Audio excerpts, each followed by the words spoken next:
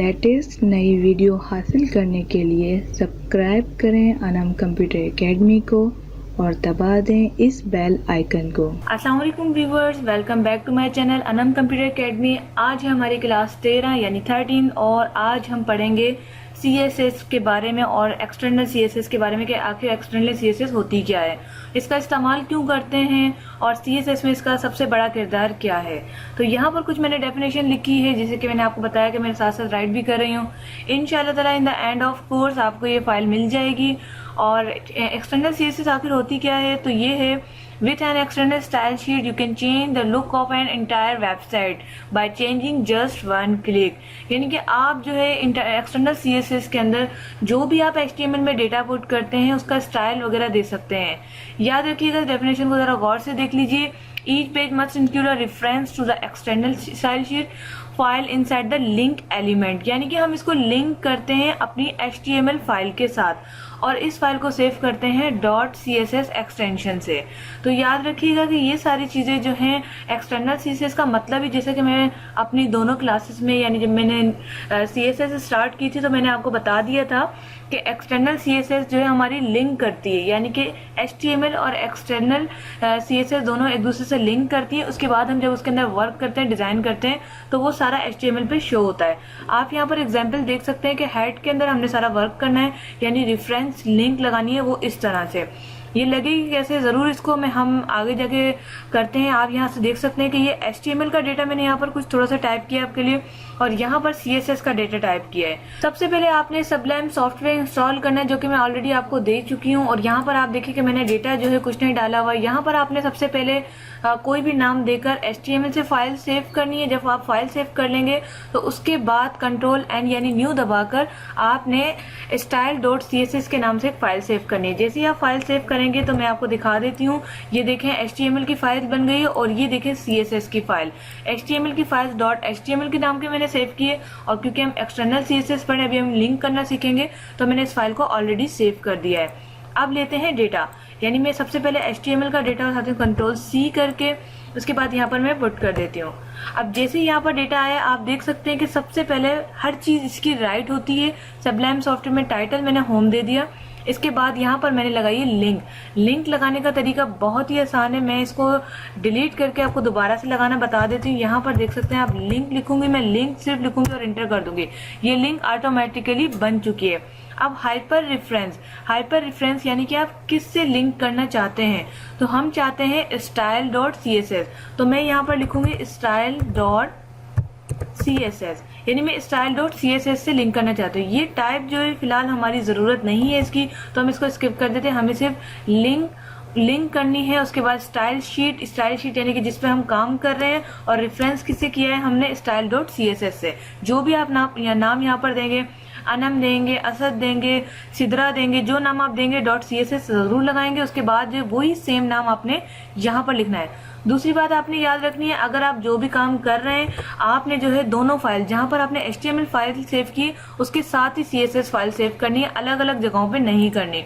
इससे आपको आगे जाके आसानी रहेगी। इसके बाद आप यहाँ पर देख सकते हैं मैंने हेड को क्लोज कर दिया और यहाँ पर बॉडी को ओपन किया।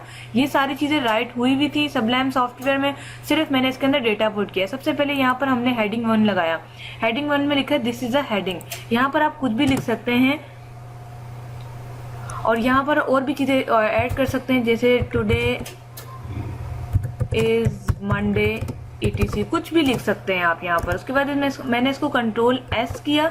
Ctrl+S करने के बाद जो है अब मैं जाऊंगी अपनी HTML की फाइल में, इसको मैं ओपन विद करूंगी। क्रोम के अंदर कर लेते हैं, किसी के और ब्राउजर में भी कर सकते हैं, लेकिन क्रोम जो है गूगल वालों का, इस वजह से क्रोम में ही हम ओपन करते हैं। अब यहाँ पर देख सकते हैं this is a heading, this is a paragraph. अब आगे जो मैंने लिखा वो क्यों नहीं आया वो मैं आपको दिखा देती हूँ। यहाँ पर जो है मैंने स्पेस दे दिया, मैं इसको कंटिन्यू कर लेती हूँ। अब हम इसको करते हैं, सॉरी मैंने डेटा जो है पुट कर दिया CSS में, हमें HTML में करना था। ओके, Ctrl+V,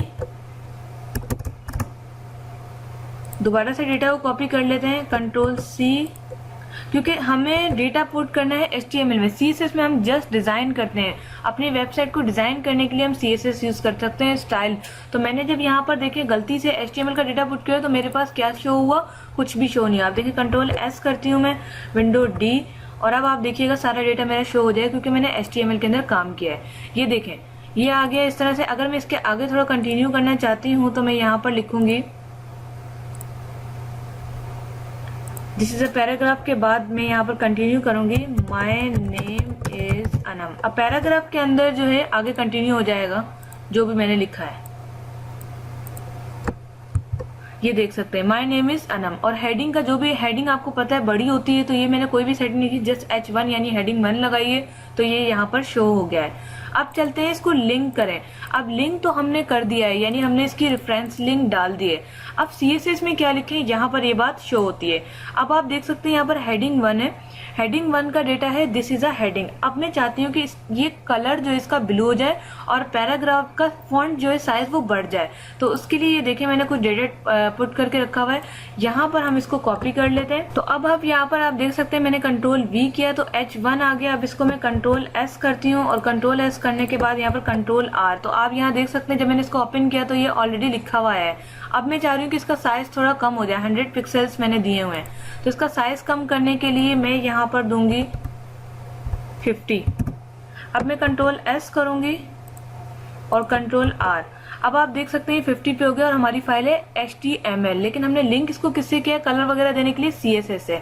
अगर आप चाहते हैं, आप देखना चाहते हैं कि CSS की फाइल कैसी है, तो आपने लेफ्ट क्लिक करना है। लेफ्ट क्लिक करने के बाद आपने जाना है व्यू पेज सोर्स। जैसे आप पेज सोर्स में जाएंगे ये देख सकते हैं आप सारी पेज सोर्स हमारे सामने आ गई है और यहाँ पर लिखा हुआ है style.css। मैं इसको क्लिक करके ओपन करूंगी तो आप यहाँ पर देख सकते हैं कि ये फाइल ओपन हो गई है और जो जो मैंने वर्क इसके अंदर किया है वो यहाँ पर शो हो गया style.css के नाम से। तो यहाँ पर जो है हम अपना डिजाइन देते हैं। CSS का मतलब ही कैस्केडिंग स्टाइल शीट है, यानी स्टाइल देते हैं, कलर फॉन्ट वगैरह और भी बहुत सारी चीजें हम इसके अंदर दे सकते हैं। तो ये सारी चीजें हमारी जो है, जो भी हम यहाँ पर टाइप करेंगे उसका स्टाइल हम देंगे CSS के अंदर। यहाँ पर भी हम दे सकते हैं, लेकिन यहाँ पर जो है CSS के डिजाइन और हर चीज अलग है।